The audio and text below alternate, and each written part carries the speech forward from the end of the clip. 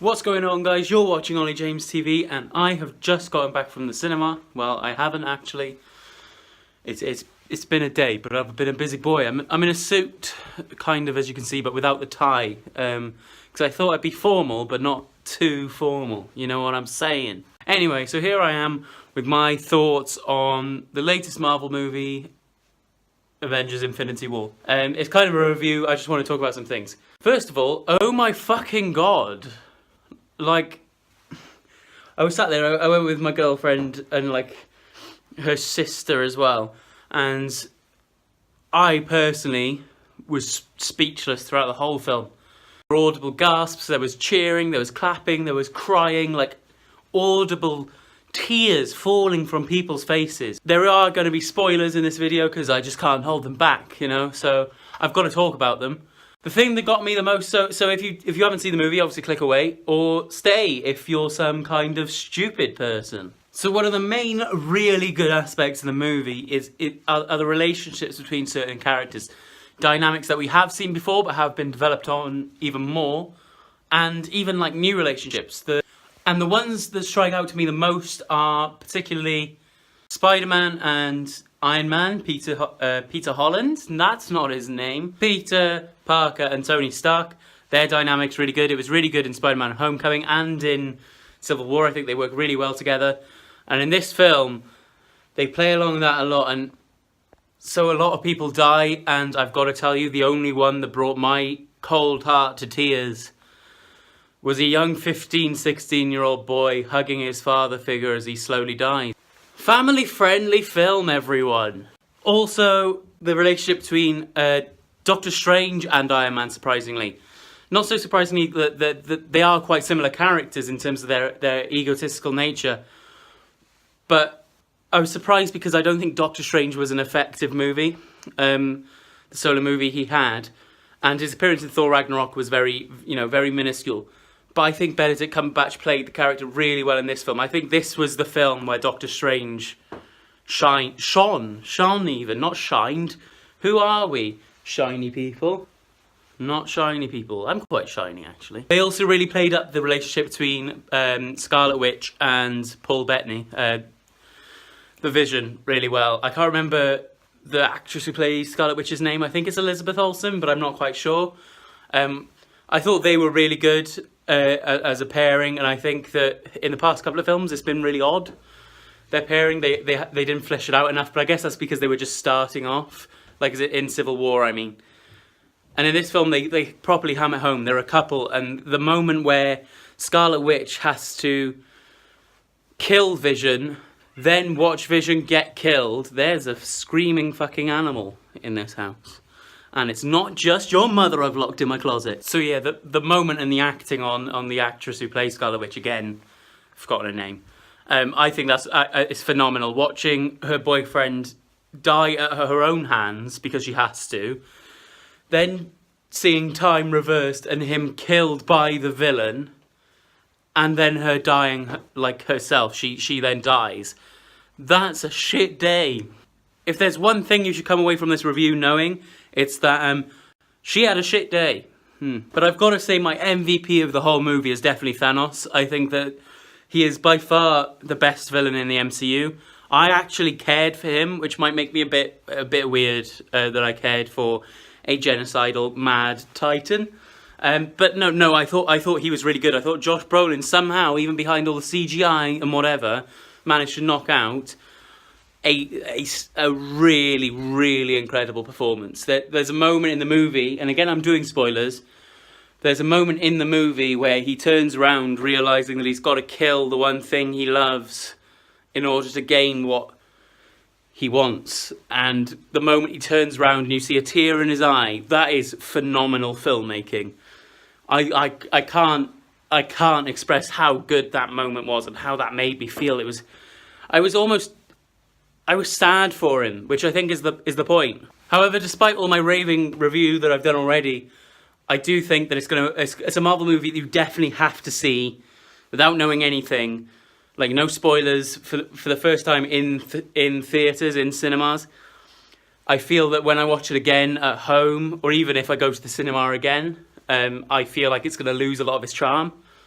and a lot because I'll know what's happening, and a lot of the charm of the movie comes from the gut-wrenching brutality of some of the deaths and some of the tragedy that those characters have to face. It is a bit bloated, but I think we can all excuse that for the amount of characters that are in the film.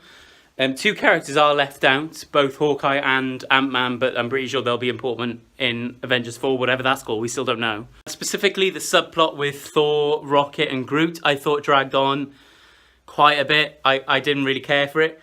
It did make Thor's entrance onto the final battlefield was amazing. That was a spectacle. Oh, and Wakanda Forever, I can't really do the arm thing, because I'll drop the phone. I mean professional camera recording equipment.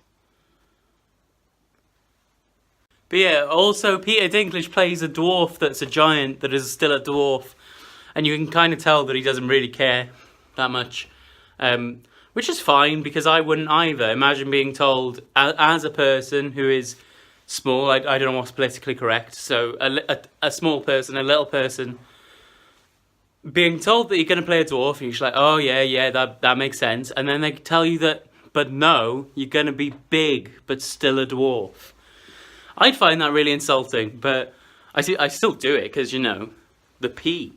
It was also really surprising that a lot of characters that died weren't characters we expected to die in the film. I think we all knew that characters like Loki, it was their last time, and I do think that's Loki's final moment. That was a great death. I think Vision's done. There's no point in Vision coming back. I think the Gamora's death was actually the best death in the movie, aside from the Peter Parker death. Like I've said before, that moment where Thanos turns around, tears in his eye, and she's like, hey, you little shit, you don't love anything. And he walks towards her, and Red Skull says something like, but he's still your pappy. Or so, but less creepy. And foreign. I guess he still is German. But like, I'm pretty sure we all expected either Captain America to die, or Tony Stark to die, or Hulk, or Thor even. But all of them have lived. All of the Phase 1 Avengers are still alive. Black Widow and presumably Hawkeye, who's chilling on a farm, I guess, while this whole cosmic event's coming down, you know. I mean, he does just have a bow and arrow. What's he going to do? Shoot Thanos? Like, you know, come on. So despite me coming out the cinema and thinking this is one of the best films I've seen within the theatre itself, that's exactly the crux of the situation. You need to see this in theatres while it still is in there. At least for your first time, that should be the experience you get, because it's so vile and beautiful at the same time. You need to watch it with the lights off, with the sound going, with the massive screen. You need that. And I do feel like this movie's problem is second viewings and possible viewings after that. I am probably going to go see it again.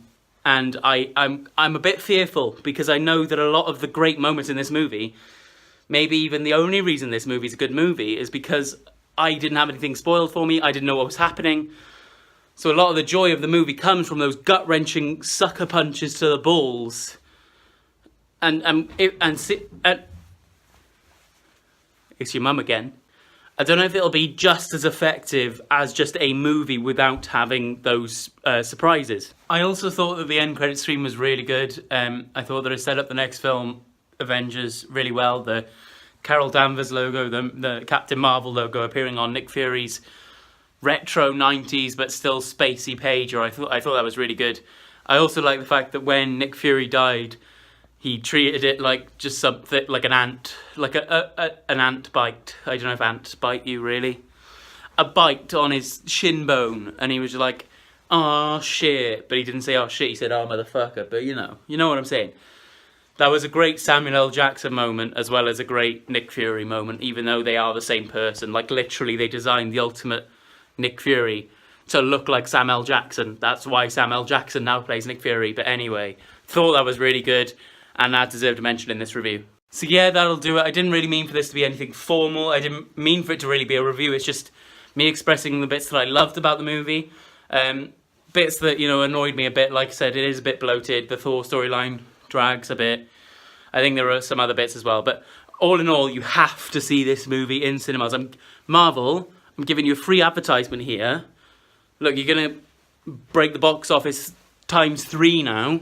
But you need to go see this movie, guys. It's amazing. It's an experience. It's not a movie, it's an experience. You have to be there in the cinema to fully enjoy it. Hey guys, what's going on? I was just editing this video and I just realised that I didn't record an outro. So here we go. I'm in a different outfit. I'm not going to tell you how many days it's been, but we'll get on with it. That's what we do on this channel. We get shit done. So make sure you like and share the video. Leave a comment below of what you thought of the movie and whether you want to see me do these types of videos more often, give me my thoughts on movies and films and music. Also, don't forget to subscribe if you're not subscribed to make sure you see this face as soon as you can, because it is a bang average face. So yeah guys, that's the end of this video, and cut.